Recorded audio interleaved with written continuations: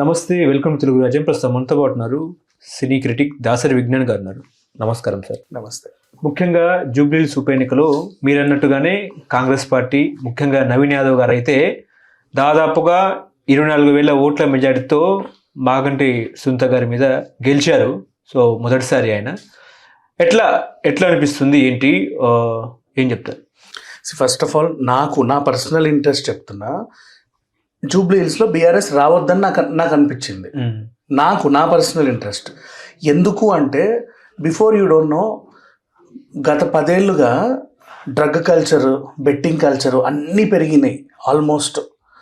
And బస్తులలో పిల్లలు కూడా రోడ్ల మీద 1 గంట 2 గంటల దాకా ఉండేవాళ్ళు. బార్లు, వైన్ షాపులు కూడా 1 గంట పెంచుకున్నారు టైమింగ్, తెలుసా? అండ్ అట్లా ఈ తాగుళ్ళు, ఊగుళ్ళు, ఈ చిచోరా లెక్కలన్నీ ఎక్కువైపోయినాయి. పోనీ వాళ్ళ పార్టీ మనుషులు ఏమన్నా మంచోళ్ళ చూద్దామంటే వాళ్ళు ఎవ్వరికీ అసలు నాలెడ్జే ఉండదు. ఆల్మోస్ట్ అంత తానయ్యి కేసీఆర్, కేటీఆరే నడిపిస్తూ ఉంటారు అనమాట. అంటే మా మొహాలు చూసి వీళ్ళ కోటేయండి, మా మొహాలు చూసి వీళ్ళ కోటేయండి. సరే, వీళ్ళ కోటేస్తాము, వీళ్ళు గెలిచారు ఫర్ ఎగ్జాంపుల్. వాళ్ళు ఏం చేస్తారంటే ఏమీ చేయరు, మళ్ళీ మా మొహాలు వీళ్ళు చెప్పింది వాళ్ళు చేస్తూ ఉంటారు. ఇట్లా అనిపించింది. బస్తీలో పిల్లల తాగుళ్ళు ఎక్కువైనాయి అండ్ క్రైమ్లు ఎక్కువైనాయి. నీకు ఏ క్రైమ్ నాకు లాస్ట్ నచ్చలేదంటే, గచ్చిబౌలిలో పాప మా అమ్మాయి రోడ్డు మీద ఆటో ఆపితే తీసుకెళ్ళి మసీద్ బండ దగ్గర రేప్ చేశారు, గుర్తుందా ఆ సిచ్యువేషన్? Next chain స్నాచింగ్లు. ఎందుకు చైన్ స్నాచింగ్ ఎక్కువైనా, నీ ఫంక్షన్లో నువ్వు రాత్రి 3 అయినా 4 అయినా నువ్వు అనుమతి ఇచ్చేసినా వాళ్ళు చేసేసుకుంటారు.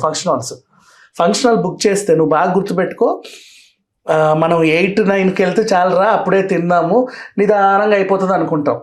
12, 1, 2 అయినా సరే మనల్ని అడిగేవాడు ఉండడు. బాగా దావత్ చేసుకొని మంచిగా ఎర్లీ మార్నింగ్ 3కో 4కో వస్తాం అక్కడ నుంచి. ఫంక్షన్ హాల్స్ 11:30కి బంద్ చేశారు కాంగ్రెస్, తెలుసా?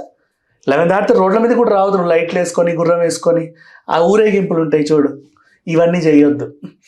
ఇట్లాంటి రూల్స్ అన్నీ స్ట్రిక్ట్గా పెట్టేసరికి ఇప్పుడు చూడు, బస్తీ పిల్లలు బస్తీలోనే ఉంటుండ్రు.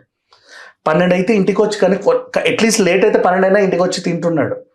అండ్ ప్రతి బస్తీలలో మెట్ల మీద ఇంత గుంపులు పిల్లలు కూర్చుంటారు చూడు, వాళ్ళు లేరు.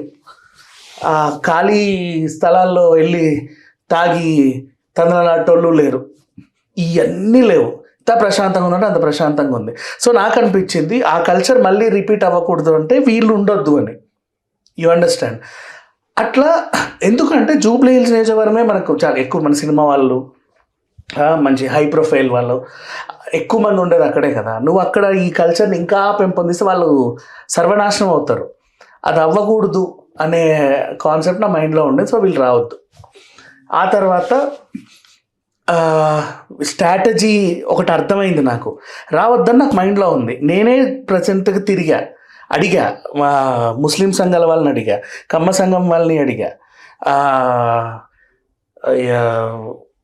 ఏది మన ఈ యూత్ అసోసియేషన్లు ఉంటాయి చూడు, గణేష్ మండపాలు పెట్టుకునే యూత్ అసోసియేషన్, ఆ పిల్లల్ని అడిగా.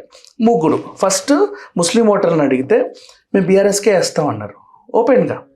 కమ్మ వాళ్ళు కూడా మేము బీఆర్ఎస్కే వేస్తామన్నారు ఓపెన్గా చెప్తున్నా. నెక్స్ట్ ఈ యూత్ గణేష్ వింగ్స్ పెట్టుకున్నారు, కొంతమంది బీఆర్ఎస్ అన్నారు, కొంతమంది నవీన్ యాదవ్ అన్నారు. వాళ్ళు కొంతమంది ఎందుకు నవీన్ యాదవ్ అన్నారు అంటే, వాళ్ళ మండపాలకి వీళ్ళు వెళ్ళినప్పుడు అంటే ఎంతో కొంత ఇచ్చినప్పుడు వాళ్ళకి ఉంటుంది కదా కొంచెం కృతజ్ఞత, అలా అనిపించింది. సర్వేలు చాలామంది చేశారు, ఒప్పుకుంటా. ఫస్ట్లో వచ్చిన సర్వేలు నిజమే, బీఆర్ఎస్కి నిజంగా ఉండింది. తర్వాత క్రమేణా దాన్ని తగ్గించే ప్రయత్నం చేశాం. ఏంటది రీజన్ చెప్తా. ఇప్పుడు నాకున్న నెగిటివిటీ నేను చెప్పాగా, అట్లా కాకుండా ఇప్పుడు నువ్వు నాయకుడిని ఎన్నుకోవాలి. నీకు లాస్ట్ టైం కూడా చెప్పా, గుర్తుంటే. మాగంటి గారు మంచి పని చేశారు, ఓకే, అందరి మనసుల్లో ఉన్నాడు, చాలా మంచి చేశాడు. నీకు మళ్ళీ అలాంటి లీడర్ కావాలి. దానికి నీకు వచ్చిన ఆప్షన్ ఏంటి? ఎలక్షన్ అంటేనే you have to elect a right people. అమెరికాలో కూడా మంచోళ్ళని ఫస్ట్ టైం ఒక ముస్లిం ఆవిడని ఎన్నుకున్నారు మొన్న, హసీనా, మన ఈ మలక్పేట ఆవిడే, మళ్ళీ ఇంకొక ఇతను. సో మంచి వాళ్ళని వాళ్ళు ఎన్నుకుంటున్నారు. అంటే ఎవరు పని చేస్తారు, ఎవరు పని చేయరు, ఏం చేస్తారు, మనల్ని ఎవరు తీర్చిదిద్దుతారు, ఇట్లాంటి ఆలోచనలను వెళ్తున్నప్పుడు నీకు ఒక అంశం అంటే ఒక ఆప్షన్ వచ్చింది, టు ఎలెక్ట్ ఏ పీపుల్. నువ్వు దాన్ని చారిటీగా ఎందుకు మలుస్తున్నావు? సింపతి. ఇప్పుడు ఒకరు చనిపోతే వాళ్ళ కూతుర్లకో అల్లుళ్ళకో కొడుకులకో ఇవ్వడం ఇదన్నా గవర్నమెంట్ జాబా? మీ డాడీ చనిపోతే నీ కొడుకు ఇవ్వడానికి కాదు కదా. You are electing a person. ఆయనకున్న నాలెడ్జ్ తదనంతరం వచ్చేవాడికి ఉండాలని గ్యారంటీ ఏముంది? ఆ ఏరియాలో ఆయన లాంటి ఇంకొకడు ఉంటే మళ్ళీ ఆ ఏరియాకి ఏదో మంచి జరుగుద్ది అనేది నా కాన్సెప్ట్. నెక్స్ట్, సరే నీకు అంతగా సింపతి ఉంది, సార్ మంచి పని చేసిండు కరెక్టే, నీకు బాగా సింపతి ఉంటే నువ్వు ఏం చేస్తావు? వాళ్ళకి తినడానికి తినలేకపోతే ఇంత బియ్యం ఇవ్వు, లేదా వాళ్ళ ఇంటికి కూరగాయలు పంపు, నూనె పంపు, పాలు పంపు, బ్రెడ్ పంపు, అంతేగాని చారిటీ అంటే అది ఓటు ఎందుకు వేస్తావు అనేది కాన్సెప్ట్. సో నో, అట్లా మేము ఆల్మోస్ట్ చేసినప్పుడు నాకు పీపుల్ ఆర్ చేంజింగ్. అవును కదా, ఇది ఈ చిన్న లాజిక్ మేము ఎందుకు మర్చిపోయాం అనుకున్నారు వాళ్ళు. సహాయం చేయి, వద్దంటాం. ఆమె కనిపించినప్పుడు దండం పెట్టు, ఆమె పరిస్థితి బాగుంటే ఓకే, బాగాలేకపోతే ఇల్లు ఒక ముద్ద పెట్టు, అంతే. ఓటు వేయడం ఎందుకు? నువ్వు ఆమెకు అవకాశం కల్పించి ఏం చేయాలనుకుంటున్నావు?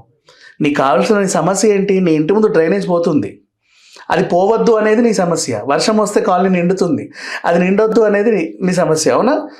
దాన్ని పరిష్కరించుకోవడానికి నీకు అవకాశం దొరికినప్పుడు దాన్ని వేస్ట్ చేయొద్దు సింపతి అని. నీ మీద నువ్వు సింపతి చూస్తే రేపు నీ మొహం చూసి ఎవడు సింపతి చూపిడు, నీ ఇంటి ముందు మురుగుపోతుంటే అయ్యో పాపం అనేవాడు ఉండు కదా. ఏ రాజకీయ అసలు అటువైపు రానే రాదు, ఆ కాలనీలో నీళ్ళు పొంగుతున్నాయని చెప్పేసి. సో ఇలా ఉంటుంది ఈ సిచ్యువేషన్. ఏదో జోక్ అయిపోయింది ఎలక్షన్ అంటే. దాన్ని సీరియస్గా తీసుకోండి అని చెప్పారు. సీరియస్గా అంటే స్లోగా అవును కదా అవును కదా అవును కదా. మార్నింగ్ వాకర్స్ వాళ్ళందరూ కూడా ఆ కాలనీలో ఉండేవాళ్ళు. ఇప్పుడు మేము ఉండేది అపార్ట్మెంట్సే, మాకు కూడా ఒక ఉంటాడుగా వాళ్ళు వీళ్ళు, వాళ్ళకి అవును కదా అవును కదా ఇది చేంజ్ అయింది, అమ్మాయి పర్లేదు అనిపించింది. నాకెందుకు ఇట్లా తెలిసింది అంటే, నేను నా సెలూన్ ఇక్కడే వెళ్ళిన అంటే నెలకి 2-3 సార్లు వెళ్తూ ఉంటాం. వెళ్ళిన ప్రతిసారి 6-7 గంటలు కూర్చుంటాం టాప్ టు టో ఇవన్నీ చేసుకోవడానికి. అప్పుడు మాట్లాడుతూ ఉంటారు కదా సరదాగా, అట్లా సార్ జూబ్లీ హిల్స్ అది ఇది అని అంటే ఎవరు గెలుస్తారు ఫస్ట్? నవీన్కి సీట్ వస్తుందా అంటే ఏమో సార్ వస్తుందనే అనిపిస్తుంది, తెచ్చుకున్నాడు. నెక్స్ట్ నవీన్ గెలుస్తారా అంటే ఏమో అనిపిస్తుంది సార్, ఎందుకంటే చాలామంది ఉత్సాహం చూపించారు మాకు వస్తుంది మాకు వస్తుంది మాకు వస్తుందని. ఆయనకి ఇచ్చేసారు, కొంతమంది అలుగుతారు కదా, వీళ్ళు అపోజిట్కి పనిచేసేలాగా ఉంటారు, వీళ్ళని అపోజిషన్ క్యాష్ చేసుకుంటుంది. ఓకే సరే చేసుకొని, అసలు ఇంతకు అపోజిషన్లో ఎవరయ్యా నిలబడింది అంటే ఒక ఆవిడ. ఈ షీ పవర్ఫుల్? నో. నోరు తెరిచి మాట్లాడడం రావట్లా, స్టేజ్ ఎక్కితే ఏడుస్తుంది. నువ్వు సునీత నిజంగా పవర్ఫుల్గా ఉంటే ఐ సపోర్ట్ హర్. నీ క్యాండిడేట్లో బలం లేదు, మరి ఎందుకు నిలబెట్టావంటే sympathy. Why sympathy? This is not a sympathy game, right? అంతే కదా. పోనీ సరే ఇంకెవరున్నారు? ఆయన ఉన్నాడు బీజేపీ, ఆయన ప్రాబ్లం ఏంటి? ఏం లేదు, గతంలో కూడా నిలబడ్డాడు, కొంచెం డీసెంట్ ఓట్లు పడ్డాయి, పాపం ఎప్పుడు నిలబడుతున్నాడు. National party okay. ఆయనకు నీకు ఇంకో సిచ్యువేషన్ చెప్పాను నేను, కెమెరాలు గుర్తుందా? నేను పర్సనల్గా చెప్తున్నా, బోరబండ నుంచి మూసాపేట నుంచి బోరబండ సైడ్ వాళ్ళు వెళ్ళాలి, కెమెరామెన్లను పిలిపించుకున్నారు కాబట్టి ఆ బండి రాలేదు. ఈయన డైరెక్ట్ ఎమ్మెల్యే కాల్ చేస్తే listen, he don't have voice. బహిరంగ సభల్లో ఎక్కడ మాట్లాడడం లేదు, ఆమె మాట్లాడట్లా ఈయన మాట్లాడట్లా. నీ ఓటు కూడా నువ్వు అడుక్కోవా? నీకు ఇంకొకరు వచ్చి సపోర్ట్ కావాలా? ఆయన అన్ని కేటీఆరే చేస్తున్నాడు, ఇటేమో కిషన్ రెడ్డి మాట్లాడుతున్నాడు, ఇటేమో కేటీఆర్ మాట్లాడుతున్నాడు. నీ ఓట్లు కూడా నువ్వు అడుక్కోవా? మరి ఇంకేం చేస్తావు చెప్పు? అరే ఏందా అనుకున్నా, ఈ క్యాండిడేట్ ఈ ముగ్గుట్లో నాకు ఈయన ది బెస్ట్ అనిపించింది. ది రీజన్ అంతే, the only reason I supported him. Number 1. Number 2, వాళ్ళ పార్టీ అధికారంలో ఉంది కాబట్టి దే కెన్ డూ అట్లీస్ట్ ఏదో ఒకటి. అవకాశం ఉంది వాళ్ళ చేతుల్లో, నీకు పని చేయాలి అంటే. మిగతా ఇద్దరికి అవకాశం లేదు. ఏం చేస్తామంటే డ్రైనేజ్ నిండింది అంటావు, సునీతమ్మ మా డ్రైనేజ్ నిండింది, అవునా సార్? కేటీఆర్ డ్రైనేజ్ నిండిందంట, అవునా? ఈ ప్రభుత్వం చూసావా డ్రైనేజీలు ఎలా నిండుతున్నాయో? ఆయన అరుస్తానే ఉంటాడు, నీ డ్రైనేజ్ ఇట్లనే ఉంటుంది, నీ పని ఎప్పుడు అవుతుంది? అవ్వదు. బట్ ఓవరాల్గా డీసెంట్ ఫిగర్ ఇతనికి వస్తుంది. ఎందుకంటే అండ్ ఇంకొకటి, ఈయన చరిత్ర చూస్తే మళ్ళీ ఎందుకు ఈయనకే వేయాలి? అధికార పార్టీలో ఉన్నంత మాత్రం ఈయనకి ఎందుకు వేయాలి? 19 years రాజకీయ నాయకుడు, ఎప్పటి నుంచో త్రోబాల్ అసోసియేషన్ అని, కుల సంఘాల యూత్ అసోసియేషన్ అని, అదని ఇదని, స్టూడెంట్ యూనియన్లని చిన్నగా వచ్చాడు. కార్పొరేటర్గా 2-3 సార్లు ఓడిపోయినా సరే నిలబడ్డాడు, తిరిగాడు. నువ్వు ఒక 4 ఎలక్షన్లో మొత్తం తిరిగావంటే నీకు ఎక్కడెక్కడ ఏముందో తెలిసిపోతుంది కదా.